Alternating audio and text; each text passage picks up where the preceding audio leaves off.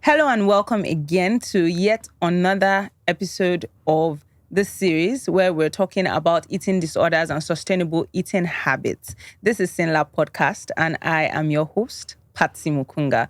With me here is Mrs. Olajumoke and Dr. Yonda. And we have been talking about, eating disorders, how to eat food, what happens when you're not eating right. And we're learning a lot. In this particular episode, we're going to be talking about transitioning from disordered eating to sustainable eating habits. The first thing I'd like to ask is, what are the first steps in transitioning when you found out that there's an eating disorder, at hand and you want to go back to eating normally? Where do you start from? I would say that it depends on the stage you are. So, for instance, for somebody that has anorexia nervosa, what is the stage that the person is? If the person has a very low body mass index, probably very thin, the person may need medical rehabilitation, intensive care. Like the person may need to be admitted and, medically stabilized. In this case, you need the medical doctors, you need dietitians alongside the psychotherapist. As a matter of fact, the psychotherapist might be coming at the end when they're alive. after after the patient's already stabilized. But if it is a moderate malnutrition, the person can go for outpatient care. Consult a dietitian because the person needs help. So caregivers have a lot to do in making them willing to seek out the help that they need. So for somebody that has moderate malnutrition from either anorexia nervosa or bulimia nervosa, they can go for that counseling session. And of course, the person will have to consult the psychotherapist. Like I've mentioned earlier, it's about distorted body image.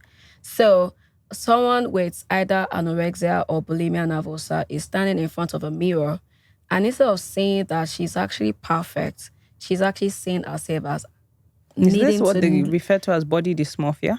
Or is that like another extreme? Because I've heard that in my head. I'm trying to marry the two. I don't know much about. Do you know the body distorted body morphology? Okay. So you are seeing something different You're from what is seeing something true. different from what you're.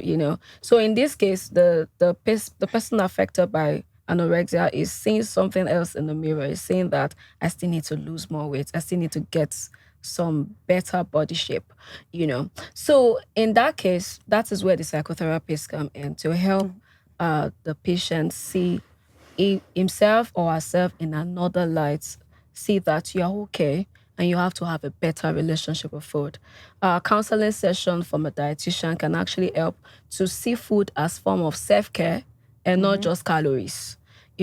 Most people actually see food. When they see food, they are counting calories in their brain, instead of seeing it as a form of nourishment to their body, So that is where the dietitian comes in.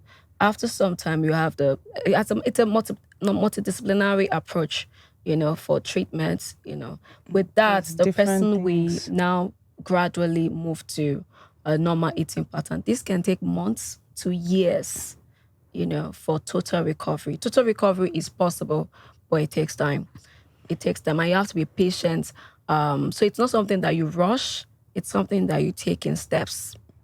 Wow, that's very interesting. And my head is just going, all of this is food. Like what we're talking about is food, because I'm sitting down here and I'm like, I can't even imagine myself not wanting to eat food. I like food. So, but like, how do you as an individual now, how do you keep, how do you stay mindful with your eating such that you are not falling, either way? How does this play a relationship, such that you can now rebuild a healthy relationship with food? What would you term as mindful eating, regular eating food?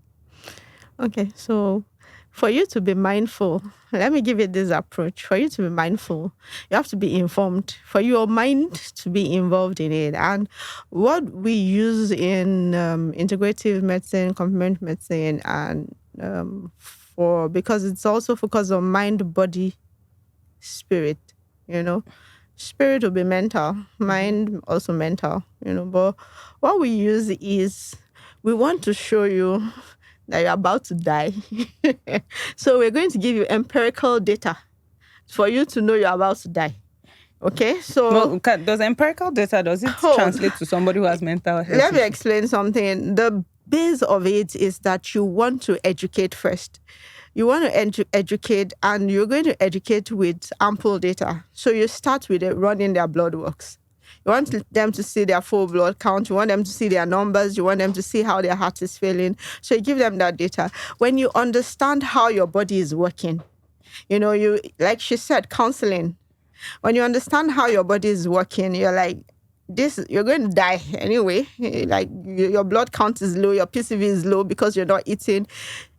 Education. You see, the thing is, most people don't know the effect of what they're doing, the consequences of what they're doing. So that's where psychotherapy comes in, and counseling and all that. So you take their data, you give them their data, they look at it, they see that like this is your whole nervosa process is not helping you. You are underweight, or you are overweight, or you are about to have diabetes, and these are the far-reaching effects of it. So that way, when you are equipped with enough data, you're able, for someone who wants to do mindful eating, you said mindful eating, that's why I went around. Someone whose mind is going to be involved in it needs to have a reason not to do it. Like you're telling a child, don't go there. Most times, what we found out with behavioral studies is you tell a child, don't go there. This new generation of children, you have to tell them, don't go there because the camera would fall on your head and you would break it and all that. All right, yeah. They have that way, they have information. So information helps you make the proper decisions so that you are able to put your mind to what you're eating. Then you also need to educate them on food. The ones that are vitamin A's, the one why you need some calories, why you don't need this calorie. And I find out that there's a lot of disinformation out there on diets. 1,001 diets, 1,000,001 diets. Everybody is ketogenic. Everybody is this diet. Everybody is white fasting and everything. If you have proper information on, especially ketogenic diets, I tell people you cannot sustain yourself on keto. Ketone bodies are secondary sources of fuel for the body. You cannot sustain your life on a secondary fuel source. Your primary source of fuel is glucose. You understand? So you need glucose to be able to raise your hand so that you produce ATP, what we call energy.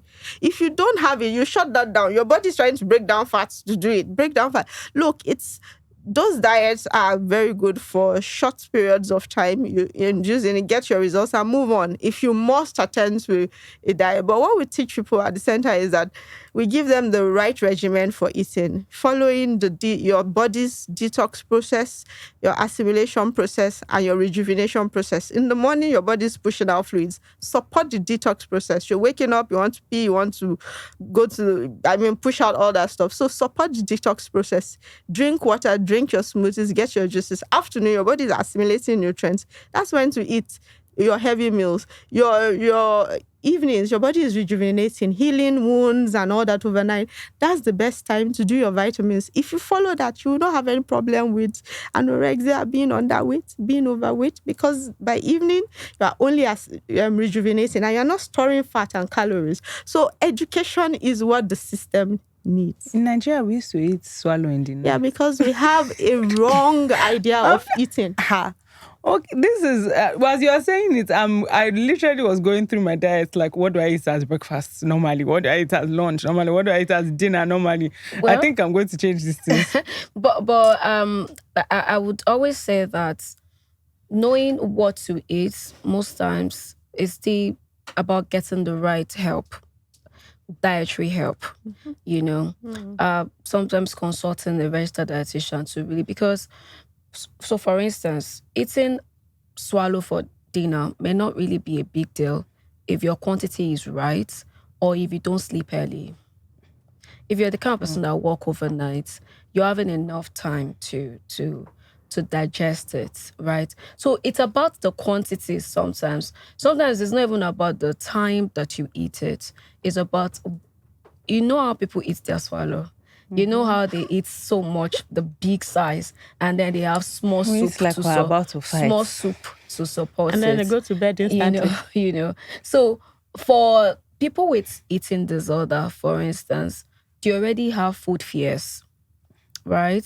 So what we do as registered dietitians is to help them alleviate their fears.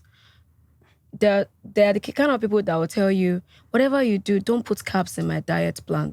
They are the one that will be telling you that. Don't just put carbs. I know that carbs are my problem. Then you have to re-educate them to let them know that carbs are not the problem. The quantity that you eat is the problem. And then reintroduce it gradually. Right? So for instance, instead of telling them to eat like 4 slices of bread, which will almost kill them, will almost give them anxiety, thinking that, oh, I cannot do this. No, no, no. You can reintroduce like, well, how about you taking 1 slice of bread? It's not gonna kill you. We're just gonna leave your routine, but let's just add, 1 slice of bread. Let's see how you do with that. I can bet you your weight is gonna be fine. And then you keep reintroducing. It's like I said, it takes time. And then before you know it, they'll literally come out of it. For instance, I've had a few people that have binge eating disorder, and they are equally afraid of food. They're afraid of food, and then anytime they yet they feel have to hungry, eat. they still overeat, and then they feel guilty, and then they're afraid of food again. So in that case, it's about helping them have a better relationship with food. Like I said, it will take lots of follow-ups, lots of sessions with the dietitians and psychotherapists. And she said it before, if this thing is rooted in grief, if it's rooted in childhood trauma means maybe during their I was going teenage to ask years, about they that. were bullied about their weights, they will that traumatic experience might need Stays with them. You might need to address you may it. need to address that. And that is where the psychotherapists come in to dig out, what are your triggers? Exactly. Why do you feel the way you're feeling? What are the things that make you, that when they come to mind, they just make you overeat?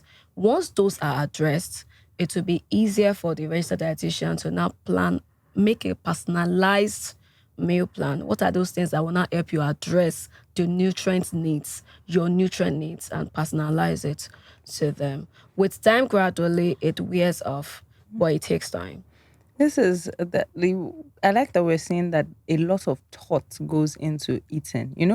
For a lot of people, they are not thinking too much about food. Maybe you might not think about food until maybe you want to lose weight. We're Nigerians. Yes. We're Nigerians. We don't really think much about food. And I like how we're seeing that there's a lot of mindfulness that has to go into eating. And there was something you said about how this is a disciplinary. You have to have a multidisciplinary approach to help the people the people that are affected. And this just goes down to saying that you should take eating seriously, because apparently when you don't and you end up at the point of a disorder, it's going to take a lot of support from all sides. It's not just a one in and one out thing. It's not that a simplified process. It's a lot more complex than you think. So I believe that we're all learning. You are learning. I am learning, about being mindful about what we eat. And also, I like that this is bringing up the importance of,